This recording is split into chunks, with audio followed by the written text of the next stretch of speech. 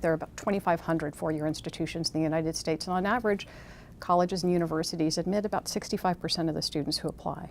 So they're eager to have you apply, and they are eager for you to discover the opportunities they provide. And most of them would like to be your first choice. The most important thing, I think, is to have a proper perspective on this process. So the tendency, with so much focus on the competitive nature of selective admission, is just to look at admit rates when you're evaluating colleges. In point of fact, that doesn't tell you anything about the quality of the undergraduate experience. It tells you about the peer group who's attracted to the school, which is great to understand. It's incumbent on students and families really to be savvy as they enter into this process. If you really want to pull away the curtain, if you will, you would look beyond data on just selectivity and look instead, or in addition, at data that indicates the quality of the undergraduate experience. So not so much on the inputs or how hard it is to get in, but rather what's happening to students once they get there. Are they staying after their first year student retention? Are they graduating in 4 to 6 years? At what rates? What is their employment placement? What is their graduate school placement? Even things like alumni giving and volunteerism are indicators of the loyalty that a student might feel towards his or her alma mater because they had a great experience there. And so you can begin to suss out schools that may be a good fit for your son or daughter. If you are applying to some of the most selective schools, I think it's important to realize that the competition is keen because the students who are applying have all done really great work in high school. They've performed consistently and well across fields of study. And so it's often other factors that distinguish candidates in those pools.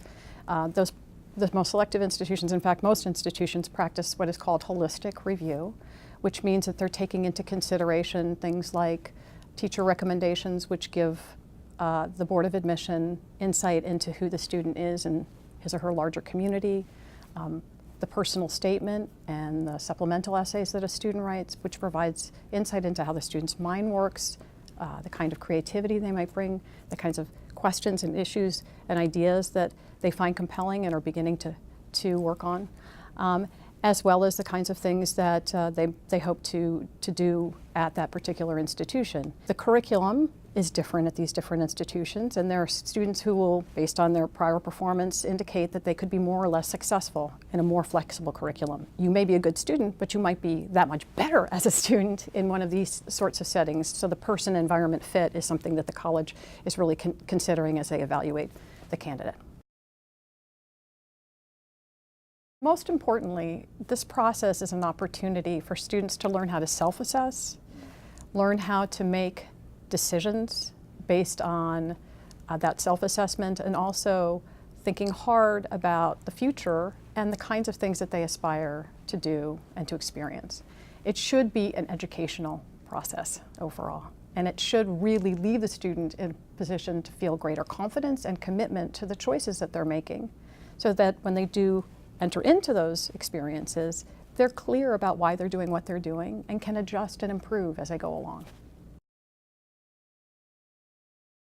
My number one key thing is this is a business, and don't kid yourself that it's not. Like any other consumer buying a product, you need to have good information and make informed decisions about what you're purchasing.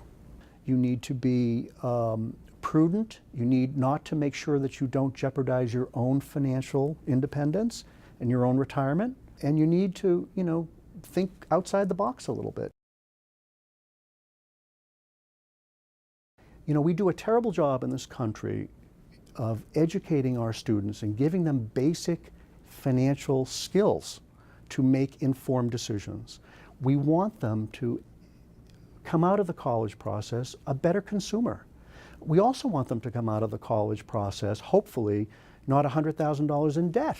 Student debt and student loans are one of the few loans that are not dischargeable in bankruptcy. It takes basically an act of Congress to get out from under student debt, and that's true of parents and students. The only way you get out of it is to either pay it off or die. I think the other really important thing, and I stress this, and I did it with my own kids, is you need to make your student part of the process. This is, because as you'll find out, when your student gets into college, you don't get the bills, they do. And you don't get the grades, they do. In my experience, the number of high school and college kids who have never held a job. And I think, you know, it's important to get your kids to understand that they have to contribute something towards this. In my case, I made my kids pay for books and their living expenses. There's also information out there on college endowments and how different universities and colleges use their endowments to promote you know, financial aid or assistance, merit-based or needs-based. If you're at the stage where your kids are applying to college, it's kind of late. You know, but some of the things that I talk to my clients about is, you know, if there are family members, grandparents, you know, particularly like to be able to help. You know, they can pay college costs directly. They can pay directly to the college or university, and it won't count as a gift, which is important from a gift tax perspective. You know, I have grandparents who have, you know, paid for 5 or 6 grandchildren's educations, and they're concerned about the fact that they may not be around to help pay for those younger children, grandchildren. And so how can we solve that problem? Well, I solve that with several of my clients by putting money into a 529 account, front-loading a balance in there, keeping it very conservatively invested if the kids are in college or close to college, so that the grandparent knows they've done the same for that younger child that they did for the older ones. I think the first step is most families need to apply for the FAFSA. That's the first step to figure out whether you even would qualify for aid, but you need that even if you're going to get work-study program or even a private loan. The second step is, you know, garner your resources. Cast your net. Think about what skills your child or your student has, what distinguishes them, where might they be interested. Perhaps you have a brother who lives in Colorado, and you know me, maybe Colorado's a great place to look for schools. At least there's a family member out there, and it's a change of demographics. You might be more likely to get some financial assistance, a merit-based package to try to attract the student there. This is a major lifetime purchase that they will bear the benefit of and the cost of, potentially, to the extent you're not able to pay 100% for it. The cost of attending a public university is less than half of a private institution. Now, you know, different parts of the country, you know, expenses are a little, you know, are not quite as high as they are in the Northeast, but, you know, kids can get a good quality education by looking outside their normal demographic region. It seems at times insurmountable burden, but it is in fact a good quality education is one of the best gifts you can give your kids.